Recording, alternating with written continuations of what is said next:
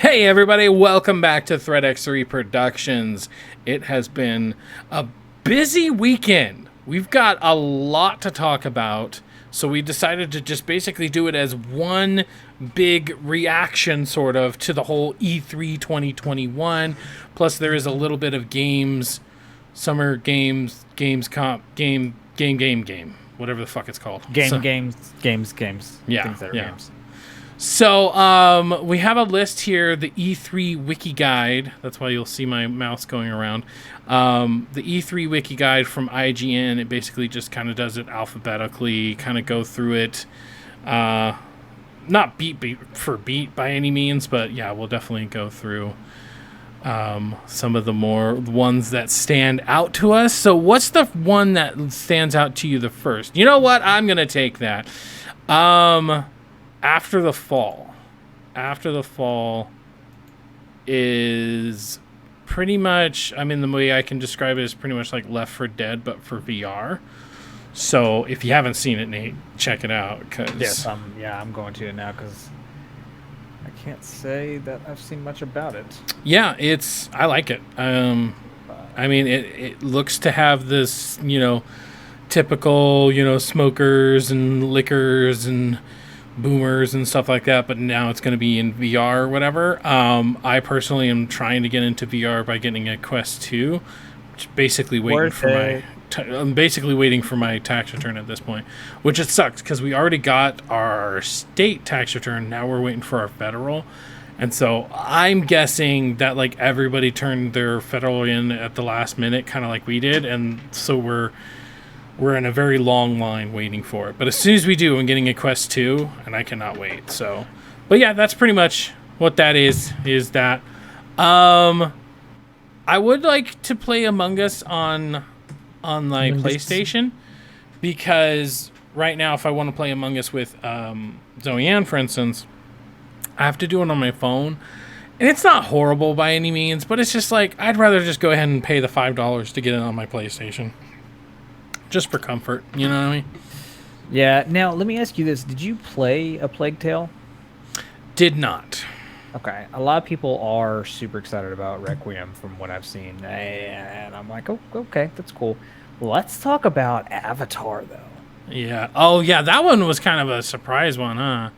Just all of a sudden, like, oh, yeah, this exists or whatever. I forgot about it, honestly, but seeing the gameplay footage, I was like, oh, wow. Okay. So they're actually, it's cool because I feel like this is the first time we're actually, I feel like this is the first E3 that we're actually getting a true glimpse, an example of what the hell the next generation is.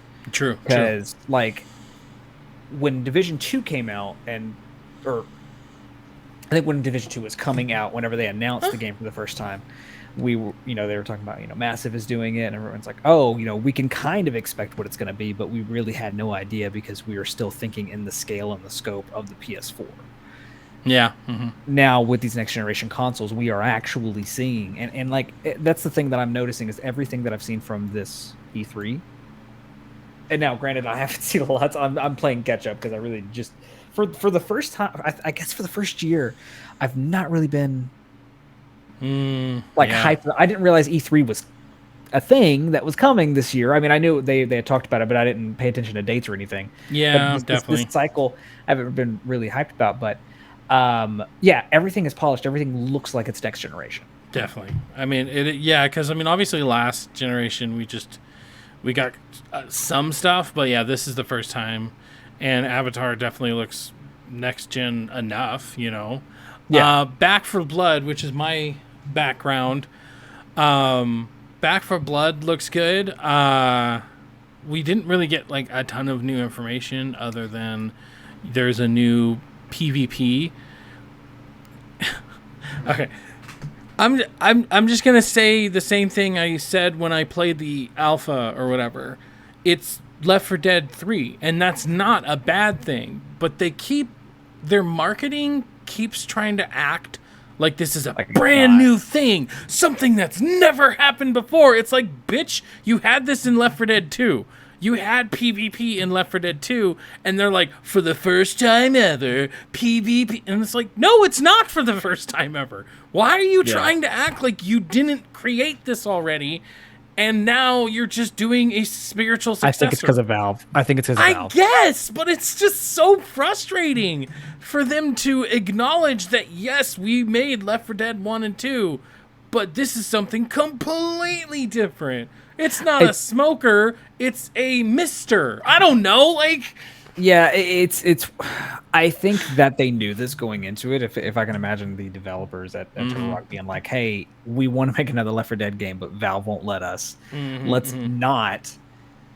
And say that we are. People will know it is, but it's like we know. Like they had to have known this. Like they have to know what they're doing. But they could be more tongue in cheek about it because it's so goddamn annoying. Next up, Battlefield 2042. The biggest thing that's so weird about this is that we already have a Battlefield 2142, so now we're going somehow forward into space, but not as forward as the other one, and it's just like, why? So we can still have, like, bullet guns? There were still bullet guns in 2142, so why 2042 and not back to 2142? What's weird, and one thing to go back real quick that I think was big that we didn't cover, Back 4 Blood is day one Game Pass, which is leading us. No, honestly, dude, and we'll talk about Halo here shortly. Like, I am honestly getting pushed towards getting an Xbox this generation. Yes, absolutely. I really, really am. So they're nailing what they're doing. But Battlefield 2042, it's weird because if you think about where we were 4 years ago, everything was it was hype that it was Battlefield. It was like not Battlefield, World War II. Like we're like, oh yeah, that's the thing. And like now I'm excited that they're doing another modern shooter. And for us, this is modern. It's 20 years in the future. True. It's modern enough. Like I haven't personally seen anything that's just like, oh, that doesn't exist or whatever. It's like, yeah, everything's recognizable, but it's to a higher scale. Yeah, I guess. Which is what they're good at. I mean, that's what I don't like, but I like at the same time. It's just like, why? You know, like their biggest map is, a lot of people have been throwing it online. Their biggest map is bigger than like PUBG, bigger than the original Fortnite map. And it's like, cool? Like, that, I don't know, like I've always seen Battlefield maps as these giant maps. So telling me it's as big as this other franchise, it's just like they got their idea from Battlefield. So I'm sorry, you're not allowed to say, oh, it's like this. It's like, no, it's not. It's Battlefield, but like on a new console. Right, and that's the thing. You had told me to check it out, and I hadn't done it yet. And literally before we started recording, I watched the gameplay footage, and I'm like, how is DICE able to do this every single time? I remember when they pushed the boundaries with Battlefield 3, and I was like, oh my god. But also, it was pre-alpha footage. Pre-alpha, yeah. Pre-alpha. Yeah. Go on the next one. We have tornadoes and dust storms. Yeah, like I think that's one thing that was leave it to DICE to go to weather systems now, right? But I think that's one thing that was really missing from Battlefield 1 and Battlefield V. So fucking annoying. Anyways, their naming system is pretty much like Xbox. Anyways, that was one thing I felt like it was missing, is because Battlefield 4, their big like selling point was the Levolutions. So for them to do that, but then Battlefield 1 and V went backwards, I felt like it was way, way, way less destructive. And so I felt like my every bullet, every cannon shot felt less weighty because, yeah, sure, there were certain buildings that could crumble a little bit, but it just wasn't the same type of oomph that you got from like Bad Company, Battlefield 3, Battlefield 4. Like there was a clear progression of we're going to make it more and more destructive, and then they went back in time, but that doesn't mean that they should have went back in technology. Like it would have been cool to see a true to form World War setting where we could literally like level an entire city, and like based on Battlefield 4 and their Levolutions, I feel like that's what we should have gotten. I'll wait. I'm sorry, I was jacking the chief off. I realized that I had taken my pop filter off. So I was nah. All right, go on to the next one. I'm having mic difficulties. Okay. Let's see here. Bloomin' Business Casino. Sure. Brawlhalla. Hello. Call of Duty Warzone. I've gotten to the point now that I am just so genuinely disappointed in Call of Duty. Like, I feel like I was so high on it at first because Zombies in particular is the best Zombies experience that they've had ever. Like, the way the progression works, the way the level was, the way I could level up a gun, level up myself. I prestiged 4 times just playing Zombies, and then I could take all those attachments, all those skins, all those reticle dots into multiplayer and still kind of look like a badass, but without playing a single day or hour of multiplayer. And I love that about it. And we were go back like, 6 months? Well, I guess it's more than 6 months now. 7, 8 months now? Or I guess it's almost a year. What am I thinking? Anyways, go back a year and just listen to how hyped we were for this whole concept of, hey, it's Call of Duty, but now it's all connected and it's all together and all this. And the seasons have just been dog shit. It's like, hey, here's this random ass character with a gas mask. Okay, he looks kind of cool. Here's another random ass character with a Ukabuka mask. Okay, cool, sure. Hey, here's this chick with a mask. Okay, yeah, sure. Hey, here's another dude with a mask. Okay, cool. Who the fuck are these people? Yeah, it's really making me wonder if all the leadership at Treyarch has gone at this point, because like it seems like someone's fucking up at Treyarch. Like it's just so weird how they were handed a perfect template and it could, maybe it's a content thing, because like you said, like what was really cool about the battle passes, and I feel like that helped sell them a lot of times, was the characters and the content that was in them. And while the gun skins or the guns themselves are cool in the battle pass, and like some of the other, Warzone things are kind of cool, the characters don't. Like the characters are supposed to be like one of the main buying factors that they're planning on. Like but they're not using any of their fucking characters. They're not using Mason. They're not even using Woods. Well, Woods is an original character, but like they're not using their lineage. Like they could put Reznov in there. They can put, I don't understand why they're fucking up on this. So I'm going to be interested to see how Call of Duty 2022 is, if it is competing with Battlefield 2042. Yeah, I mean, to a certain degree, they're not going to be competing. Like the fact when there's a new Battlefield and there's a new Call of Duty, there's always which one's going to win? Right. That might not be the case anymore, but yeah, because I mean, especially because we're going back in time again. Like, I feel like the biggest problem that Call of Duty has right now is an identity crisis. Like, they're like, hey, let's go back to World War II, even though we were in World War II and now we're in, the Cold War, but we were also in Modern War. Like, it's just like, get something centralized. When they went forward in time, did everybody love it? No, not necessarily, but at least it was cohesive. Yeah.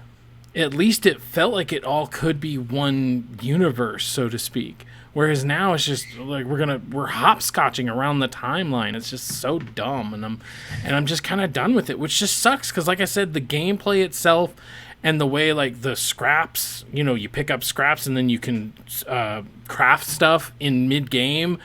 Like, there's so much about it that's so much better than any iteration of Zombies, but it's just like, oh fucking well. So. All right, going down the list. We saw something about Contraband. It's like, okay, is that supposed to be like an open world? It's an Avalanche game. It's a co-op game. So I'm not too sure. Death Stranding Director's Cut was the stupidest trailer of the entire. It was technically Summer Game Fest, but of the entire like gaming weekend that we just had, Death Stranding Director's Cut was so stupid. They set up this kind of Metal Gear Solid-esque room and then just had him jump into a box and then jump back out of it. And that was it. It was so pointless. It was so overdrawn. And it was obviously just fan service. And it was dumb as fuck. So, yay for Death Stranding if you really like it. But if that's all you're gonna get is a fucking level, I don't know if you should give her shit. So, going down, going down, going down. Diablo 2 Resurrected. Do you give a crap about Diablo 2 being remastered?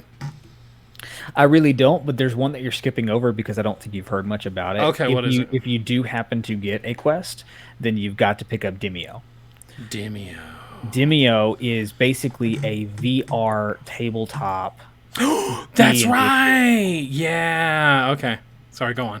Yeah. So that's one in particular. God, I know I have my ad blocker on IGN. Jesus, so frustrating. There was another one that I had seen here. So for me, going back to Diablo 2, I did play Diablo 2 as a kid, and it would be somewhat nice to go back and revisit it, but at the same time, it's just like, I don't know. Like, I don't know if I'm just done with remasters or remakes for that matter. You know, not only that, but like, should we even trust Blizzard? What they did with Warcraft 3 Reforged or whatever is like, should we give them another chance? You know, or should we just boycott it in general, just out of spite? Like, what they did with Reforged was just absolutely ridiculous, and so now we're supposed to believe that they're going to do better on Diablo 2 Resurrected. So anyways, yeah, go. What were you going to say? Dodgeball Academia? Well, the one I was actually going to jump to is Dying Light 2. Oh yeah, fuck yeah, dude. Ugh.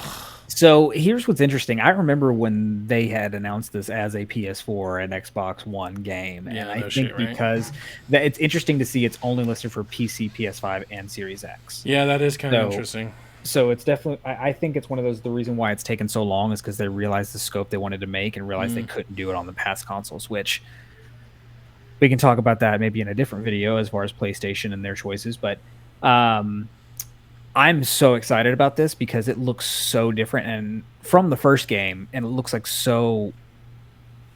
it looks evolved. Yeah, definitely. But yeah, that's very interesting that it's now just coming to those three consoles. So I think that shows what kind of game that's going to end up being. Yeah. I mean, we definitely thought the scope was pretty much just, hey, here's Dying Light, but more. But yeah, if it can only be on the PlayStation 5, like, it's interesting that they didn't at least try to get it on all of them. So it's like, okay. Next up, I think this is one that surprised us both, Elden Ring. I personally am a From Software fan. You know, I've played Demon Souls and Dark Souls I've beat. Dark Souls 2 and 3, I played a good amount of it. And then Bloodborne I played, you know, I wasn't able to get that far. And Sekiro. I just kind of skipped, like, not on purpose, but it was just like I never really got around to it. It did get Game of the Year, so it's definitely one of those games where it's like, okay, I really, really want to try it, especially if it's able to win Game of the Year. But I feel like Elden Ring is the first time where we're seeing this formula, this, you know, hard as hell formula. We're seeing this formula in its next evolution. Because I feel like Demon Souls to Dark Souls was just like, hey, here's the game, but more refined. Hey, here's the game, but in a different location for Dark Souls 2 and 3. Hey, here's the game, but now you're in Victorian England or whatever for Bloodborne. Hey, here's the game, but with more stealth and parrying makes more sense in Sekiro. This one feels like the natural evolution because it's like, hey, here is Dark Souls, but now instead of just these nice vistas that happen to be right next to each other, what if they were a giant open world? That, I think, is what caught me, and I forgot that Elden Ring was a zeitgeist thing, and people were like, you know, oh, it's never going to come out. Like, it's just like, I forgot that was the meme at that point. Right. But, like, when I had seen the gameplay, like, and I remember you sent it to me, and everyone was like, oh my God, it's freaking out. And I watched it, I was like, oh yeah, this is the game from, you know, Railroad over there. And the open world is the first thing that got me, but also the arts, not necessarily the art style, but the lore that the Yeah. game is introducing. It's like I am curious to see that world. Mm-hmm. And I But mean, I mean, that's always kind of the first step. Like creating a world that you want to explore right. is always the first step in That's a the way to really get me good to play open a world. game. Yeah. Because I'm not a big From Software fan. Because I haven't touched any of the Souls games. Mm-hmm. Like I've played Souls like games before, and they always frustrate the shit out of me, just because I'm that impatient kind of gamer. But I'm very curious to try it. If it comes out to Game Pass, that's another thing. I don't think it will. I don't know. Yeah, I can't remember off the top of my head. I'm definitely jumping in. Yeah. Then we got Fall Guys. Yeah. No, I'm just kidding. Let's see. Fallout 76, sure. Far Cry 6. Oh god. Man, okay. I cannot just describe just how much I don't give a rat's ass about this game. I'm sorry. Like, there's plenty about it. Like, hey, we can get into a tank. Hey, we can get into a car that turns into a glider. This all looks cool. Don't get me wrong, but it just looks like more Far Cry. I'm sorry. So maybe we're different on this because I have been replaying Far Cry recently. Maybe. And I've said it before, and I've said it multiple times that Far Cry 3 is my all-time favorite Far Cry. Mm-hmm. Far Cry 4 is getting up there, and it's because it is. See, Far Cry 5, I feel like was just too ambitious. Like it went for too much, and it just kind of. It doesn't feel like Far Cry. It doesn't feel like a Far Cry game to me. So Far Cry 4 feels like 3, but better. Like, and I remember when I played 4 when it first came out, I just played 3, and I was like, this feels like it's the same. But now, it does actually feel different. So this to me feels like what I think I wanted out of 5 because it looks like it's going back to that tropical setting. But I'm excited about the urbanness too. Like they're doing things that are different that are not like other Far Cries. The whole factor of you're going into populated areas and you're actually having to play with more. You're doing a mechanic that they haven't really introduced before. And what we know about the team is that they can do some pretty cool things because Far Cry 5 had a lot of cool ideas that I think were better with New Dawn. But I'm fucking stoked for this. I love this, and the weapons, I think in particular, they're taking that idea. Whenever I saw the trailer, the weapon trailer that showed the buzz, which I love from Far Cry New Dawn, but it was the CD player playing the Macarena. You didn't see that? I don't think I have. I'm gonna send that to you because that will be like, oh my god. And that might change your perspective. I don't know. We'll see. No, it won't.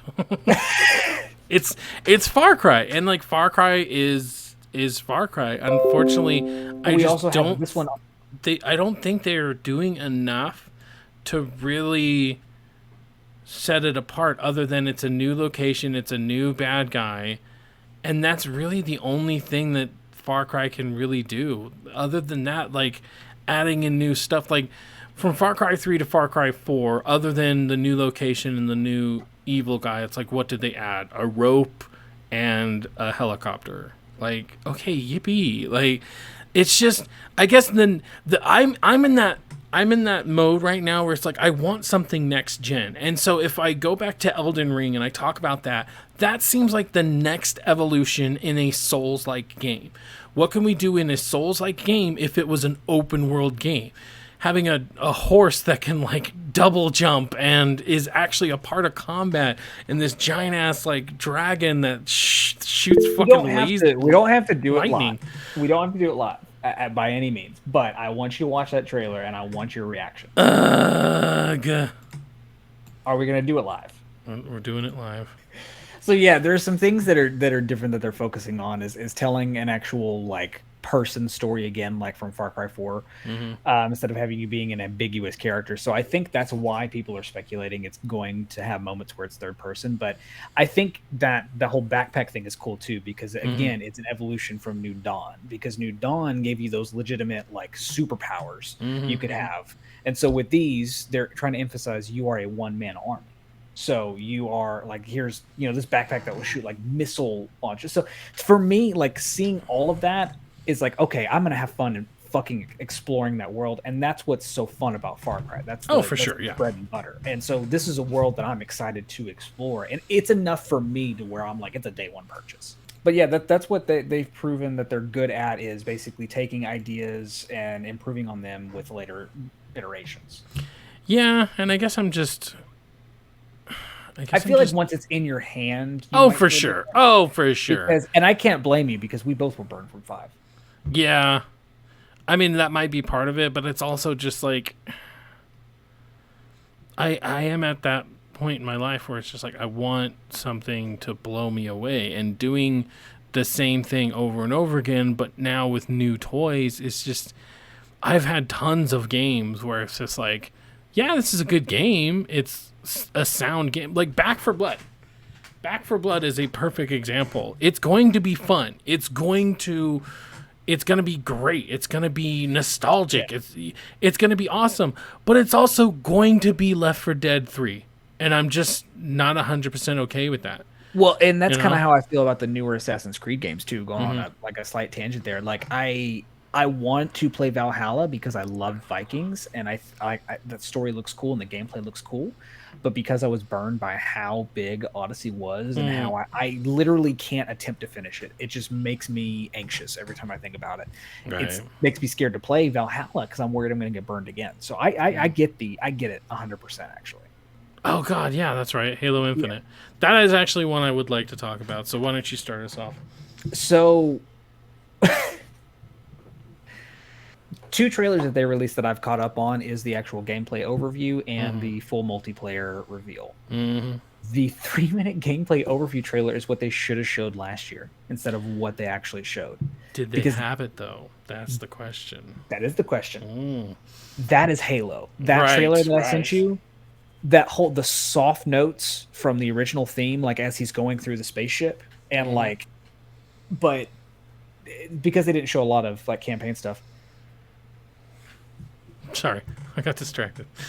Multiplayer wise, they literally said nothing wrong, in my opinion. Yeah.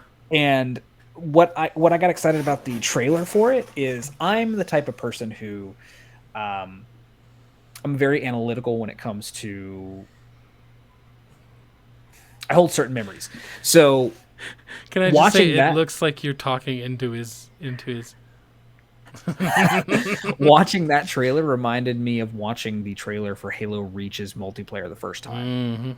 In the sense of this actually feels like innovative Halo. Like this feels like what Halo Reach was, because Halo 3 was great and pretty much everyone's favorite Halo, but for me it's Reach, because whenever all the stuff was coming out about Reach, I'm like, this feels like next gen Halo. Like this feels good, and like it looks kind of like that too.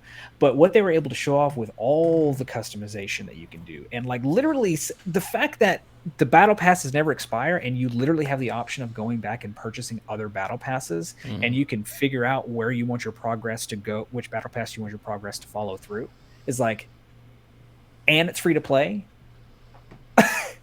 Like it's like, okay guys, Halo's back. Yeah.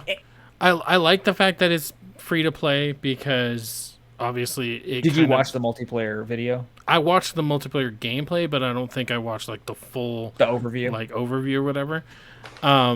But yeah, it's like I like that they have that. I like a lot of people online are pointing out that they're using no loot boxes as a like little feather in their cap or whatever. It's like, it's so sad that that's where we are. It's like, hey, no gambling in our shooter. Yay? Like, well, no. Why is that a thing? Like, and I think that's just the internet being the internet. Because but I agree with it. It's like it's like when what's Jedi Fallen Order, when Fallen Order came out, and they're like, hey, we're not gonna have loot boxes or microtransactions. It's like, yeah, you're a single player. You fucking shouldn't. Like, why do you want us to like stroke your dick and be like, good job? Like after watching that video, you'll kind of see what I'm talking about too. It doesn't. When Halo 5 came out, it felt like not a cash grab, but it felt like it was momentum chasing, to where you had what was it called? It wasn't Warzone. It was Warzone. You're talking about the game mode where it was like PvP. Yeah. But they did a big deal about the rec packs, and like, they were. But that game didn't feel innovative. Halo 5 is a fun Halo multiplayer, but nothing about it. Whereas this does feel like they're doing a lot of revolutionary things. One thing in particular you might not have seen is that they now have a training area. Like they have a legit like academy section in the multiplayer suite where you can go to onboard, you can go full training as far as like you've never played Halo for the first time. But there's also bot matches, and there's also like firing ranges to where you can test out weapons and test out abilities. Yeah, I think they did mention also somewhere that that dude just grappled a hammer to himself. Mm-hmm. I think they did mention how even in bot mode you can get experience or whatever. That's something I really liked when Call of Duty Ghosts did it. Call of Duty Ghosts did it where like they basically anytime you're playing the game, and so even in bot matches, I really like that because it's like I'm not a really good player, but it's like I still want to experience everything the game has to experience. Unfortunately, it was in Ghost, so yeah. Well, I love that exactly. I love that too because for me, like I've been a decent Halo player. Halo Reach is the one I've spent the most time in, and the one I feel I have the most proficiency in. But I've always been a Call of Duty player, so Halo has always not intimidated me, but it's like I'm going to get my head kicked in the first couple rounds until I kind of get the hang of it. So the fact that I can do this to get warmed up is something that's cool. I'm not going to call me a veteran Halo player just because I wasn't there like day and day. Yeah, but, for sure. But if you're going through that video right now, there's another thing that they showed off. It's the new vehicle. It's the cousin to the Warthog. I don't remember the name. It's in there, but it's a Warthog basically, but it's a squad carrier, so it's 4-person seats. But there is a slot on the back that you can store a bunch of different weapons as well as objective items. Oh, sweet! Yeah, I saw that they stored a freaking hammer there. Yeah, but you can put like flags there too. So like if you're playing on a bigger map.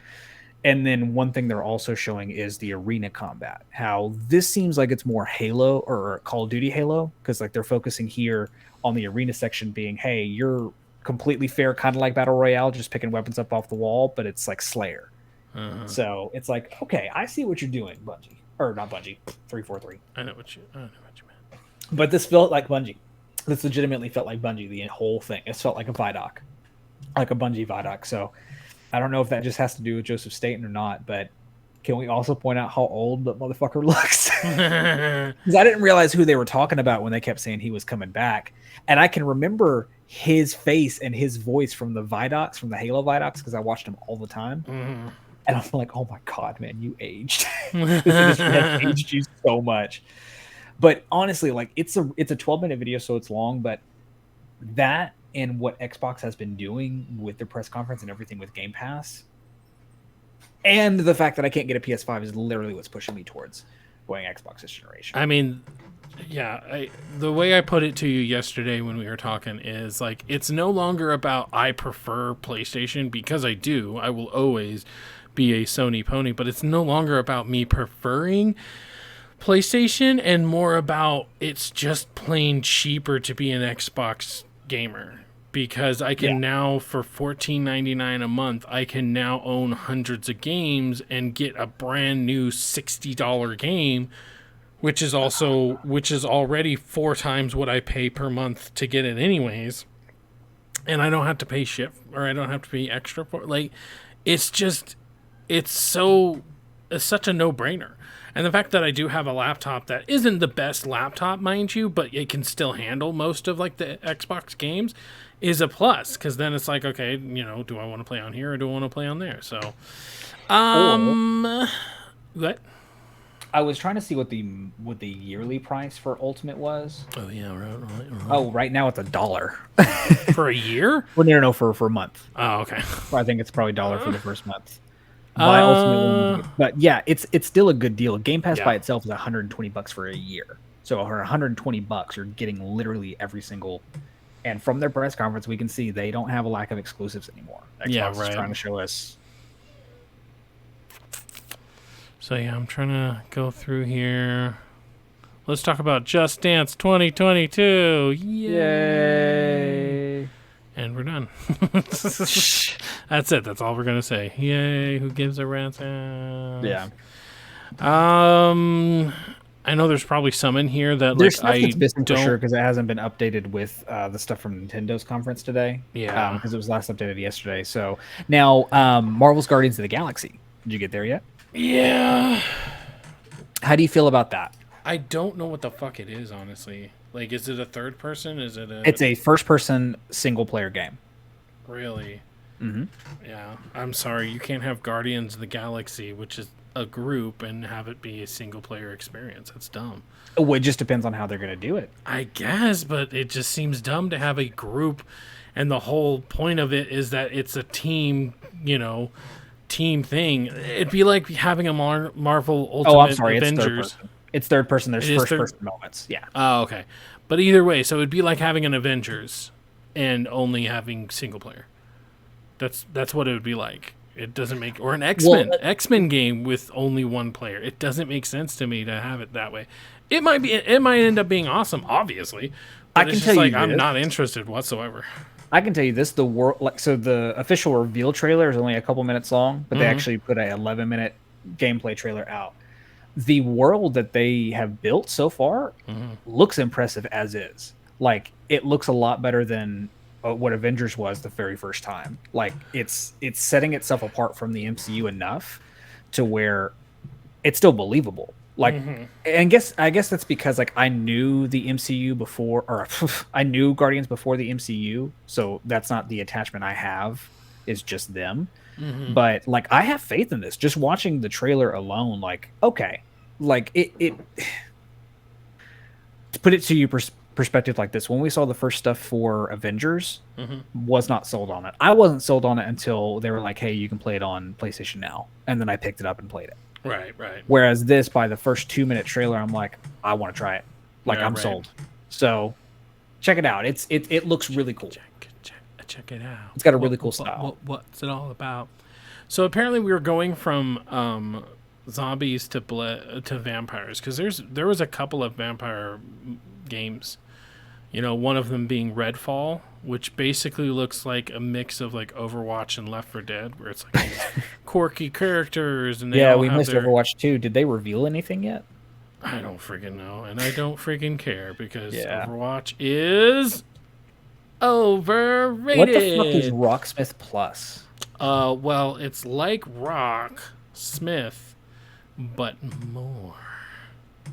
Rocksmith is the one where it literally teaches you how to play a guitar. So, like, you actually have a guitar and you're plucking the strings and everything. Correct. I know, but I don't know what the fuck Rocksmith Plus is. Like, that's the first time I've heard about it. Okay, so it's But like they're Rocksmith. also using that.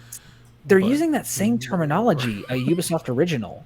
Like, I don't. It's I guess that's the new thing, because even like Xbox is now, or Xbox games are now like Xbox Studio. Originals. PlayStation is PlayStation Studio, so on and so forth. I think that's just the thing. Do you give a rat's ass whether or not Captain Jack Sparrow is in Sea of Thieves? I don't, but this Rocksmith Plus is actually Jesus cool. No, because you don't have to have a console anymore. Ah, Like, it's literally like you plug your computer in, you connect with your phone or computer. Okay.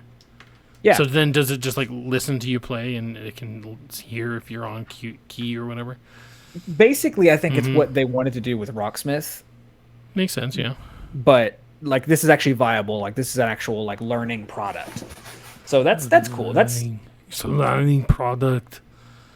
So They look I'm cool. getting down to the T's. Do you care about Stalker 2? I mean, it looks pretty. People But- said Stalker 1 was. Yeah, I don't have that. I don't have that attachment to Stalker for me to give a rat's ass about Stalker 2. Other than, yeah, I probably would try it if it's going to be on, Game Pass anyways, which I think it is. So it's like, I'll definitely try it for sure.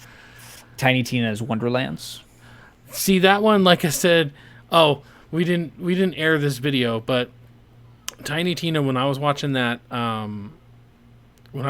trailer, was such a fucking emotional roller coaster, because I'm like, oh my god, this looks so freaking awesome. And then the character does that thing where he whips around and you realize what he's been blacksmithing is a gun, and I'm like, god damn it, it's just a fucking Borderlands DLC. Bleh. And then they're like, Wonderlands. And I'm like, oh, no, it's not. And then Tina comes out. I'm like, fuck, it is. So, like, my emotions were all over the place with that fucking trailer. And then right after, they're like, no, this isn't Borderlands. This is, its own world. And I think Tiny Tina, if I had to wager, I guess, I think Tiny Tina having anything to do with it is just some corporate ass bullshit. Because they could have created this whole new world, a whole new world. But instead, they're like, but what if we added Tiny Tina so we trick all the Borderlands people to come play our game? And that kind of shit I hate. Well, I agree with that, and this could be a corporate apologist. Yeah, no, not you, not Nate. This could be a corporate apologist way of thinking, but I think it's a smart business move because I say that if they're going to do something different for their next game, because I can easily see Gearbox wanting to work on something different that's not Borderlands, but the Borderlands fan base is so hungry and so like dependent on that they're like, hey, we can still make a new game, but it still has that. I just hope it doesn't feel tacked on, because even just the trailer itself, it felt tacked on, because it was just like at the very end she was like, hey, wait a second, and then she just shat all over the really good looking logo. I was going through this. How did you feel about the Outer Worlds 2 announcement?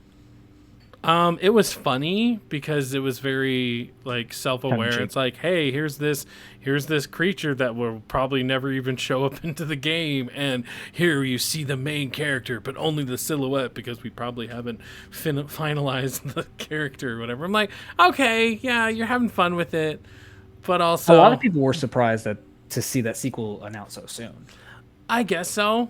It definitely could have been one of those things where, like an Uncharted situation where Uncharted Lost Legacy was just going to be DLC, but the scope of it became so big that they made it its own game. So it very well could be where Outer Worlds, they already had a lot of stuff planned for DLC, and they're like, this is so big, let's just make it into its own game.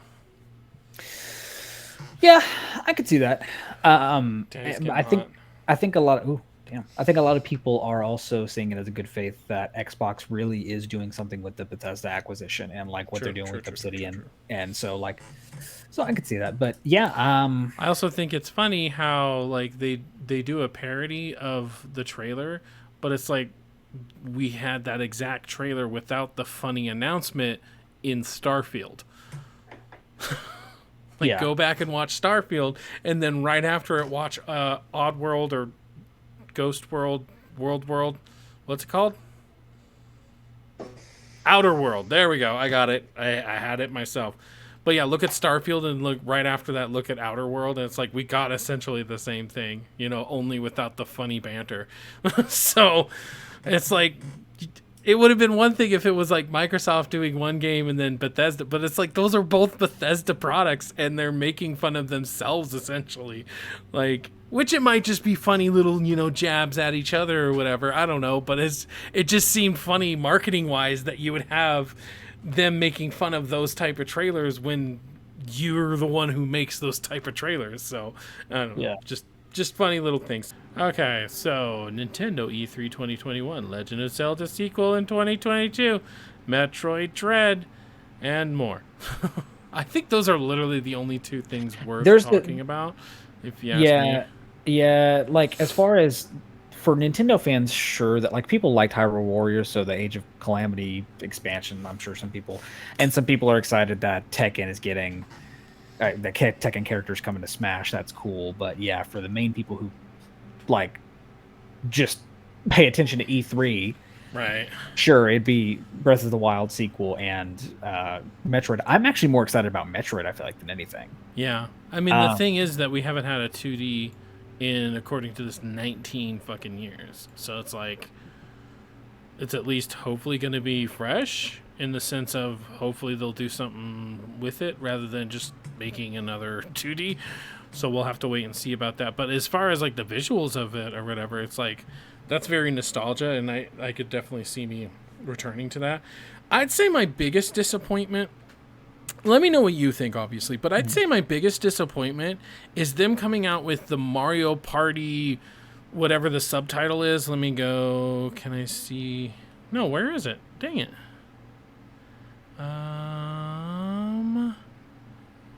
Mario Party.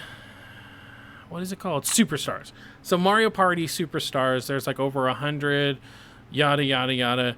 This has to be the biggest disappointment because why in God's name is this not just a fucking DLC? Why is this? They just literally months ago, I can't remember, it wasn't that long ago that they finally added online play to Mario Party 8 for the Switch, or Mario Party 9, or Mario Party Switch. Anyways, they just added that, and here comes another game. It just seems like a slap in the face to anybody who's a fan of Mario Party. That they would just like, okay, here's another one, pre-orders now. Like, just do a fucking DLC. Like, okay, a really, really, really, really, really good example is Smash.